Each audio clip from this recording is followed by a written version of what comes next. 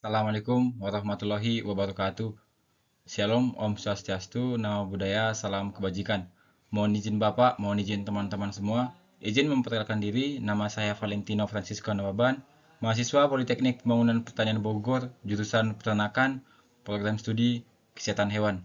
Nah, pada kesempatan kali ini, saya akan menyelesaikan tugas yang diberikan oleh Bapak Nandan, yaitu presentasi.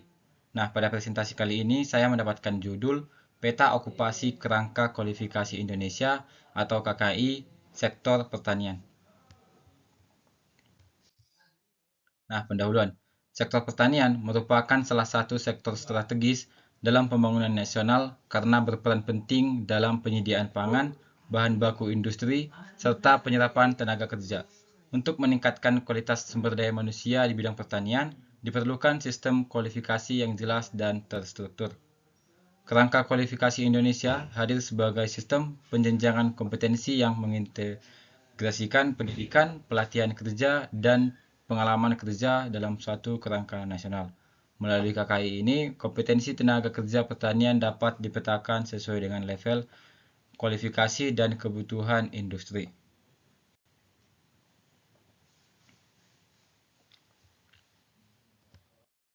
Nah, pengertian daripada KKI.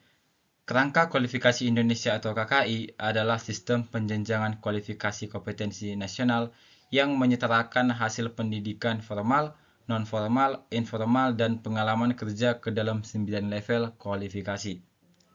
Nah, adapun tujuan daripada KKI yaitu meningkatkan kualitas daya saing tenaga kerja dan menyusun standar kompetensi kerja nasional. Nah, tujuan yang kedua yaitu menyelaraskan dunia pendidikan dengan kebutuhan dunia usaha dan dunia industri. Nah, tujuan yang ketiga memberikan pengakuan terhadap kompetensi seseorang sesuai levelnya masing-masing. Nah, teman-teman, struktur level KKI. Nah, KKI ini terdiri dari 9 level kualifikasi, yaitu level 1 sampai ke 3, yaitu operator, pelaksana teknis dasar. Level 4 sampai 6, teknisi, analisis, atau supervisor. Level 7 sampai 9, ahli, manajer, dan profesional. Nah, teman-teman, semakin tinggi level, semakin besar tanggung jawab, kompleksitas pekerjaan, dan kemampuan pengambilan keputusan yang dimiliki. Nah, peta okupasi sektor pertanian adalah gambaran struktur jabatan atau pekerjaan dalam suatu sektor berdasarkan level kualifikasi tertentu. Nah, dalam sektor pertanian, peta okupasi mencakup beberapa bidang utama, yaitu yang pertama tanaman pangan, yang kedua hortikultura, yang ketiga perkebunan, yang keempat peternakan, yang kelima penyuluhan pertanian, dan yang keenam agribisnis dan manajemen pertanian.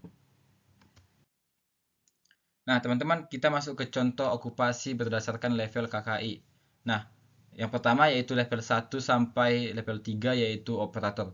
Nah, di level ini tenaga kerja pada level ini melaksanakan pekerjaan teknis dasar dengan pengawasan. Nah, contoh okupasi pada level ini yang pertama yaitu pekerja lapang pertanian, yang kedua operator alat dan mesin pertanian atau alsistan, yang ketiga pekerja pemelihara ternak, dan yang keempat yang terakhir yaitu pekerja panen dan pasca panen. Nah, yang kedua yaitu level 4 sampai 6.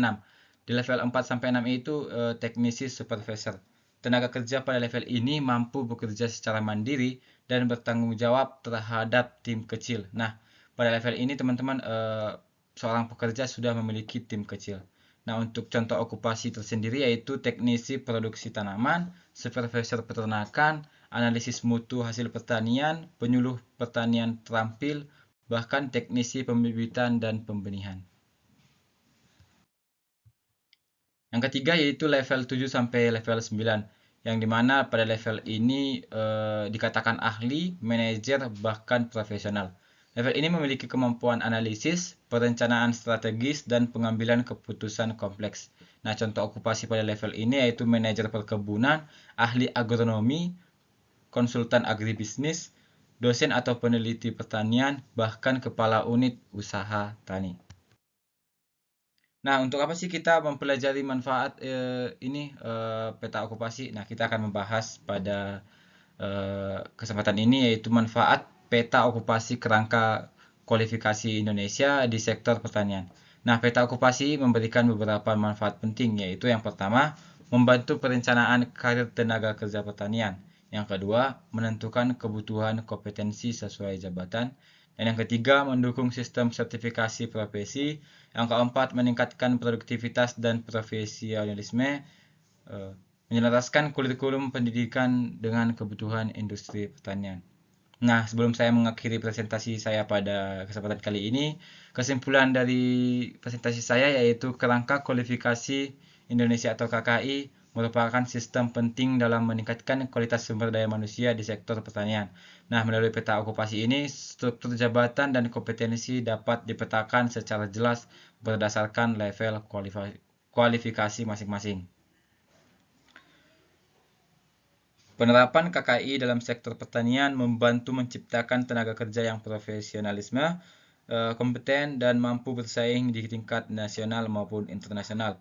Dengan demikian, sektor pertanian Indonesia dapat berkembang secara berkelanjutan dan berdaya saing tinggi. Nah, mungkin cukup sekian presentasi saya pada kesempatan ini.